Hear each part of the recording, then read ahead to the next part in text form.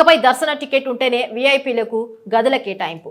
దళారీ వ్యవస్థకు check పెట్టేలా TTD నిర్ణయం తీసుకుంది. ఈ విధానం మెరుగైన ఫలితాలు ఇస్తోందన్న బోర్డు వర్గాలు వెల్లడించాయి. ఇక తిరుమల కొండపై వీఐపీలకు వసతి గదుల కేటాయింపు విధానంలో టీటీడీ కొత్త రూల్ తీసుకొచ్చింది. ఇకపై వీఐపీలు దర్శన టికెట్ తీసుకుని వస్తేనే వారికి తిరుమలలో వసతి గదులు కేటాయించనున్నారు. ఇక టీటీడీ ఈ నిర్ణయం తీసుకోవడానికి గట్టి కారణమే ఉంది. తిరుమల కొండపై వచ్చే యాత్రికులకు వసతి కల్పించేందుకు టీటీడీ 7,500 గదులను అందుబాటులో ఉంచింది. వీటిలో 3,500 గదులను సామాన్య భక్తులకు కేటాయిస్తారు. ఇక అడ్వాన్స్ బుకింగ్ కింద 1,580 గదులు, టీటీడీకి విరాళాలు ఇచ్చే భక్తుల కోసం 400 గదులు, ఆన్లైన్ లో కింద మరో 450 గదులు కేటాయిస్తున్నారు. ఇక మిగిలిన గదులను కరెంటు బుకింగ్ విధానంలో వీఐపీల కోసం కేటాయిస్తున్నారు. అయితే వీఐపీలకు కేటాయించే గదులను దళారులు ఆధార్ కార్డుల ద్వారా పొంది వారి అధీనంలో ఉంచుకునేవారు.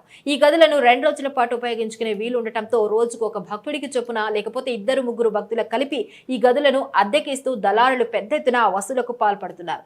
దాంతో దళారీ వ్యవస్థకు చెక్ పెట్టేందుకు టీటీడీ తాజా నిబంధన తీసుకొచ్చింది. ఇకపై దర్శన టికెట్ ఉన్న వీఐపీ వస్తేనే ఈ గదులు కేటాయిస్తారు. పద్మావతి విచారణ కేంద్రం, ఎంబీసీ టీవీ కౌంటర్లలో ఆధార్ కార్డు దర్శన టికెట్ చూపించి వీఐపీలు గదులు పొందాల్సి ఉంటుంది. ఇక ఈ విధానం ఎంతో మెరుగైన ఫలితాలు ఇస్తోందని టీడీపీ వర్గాలు చెబుతున్నాయి.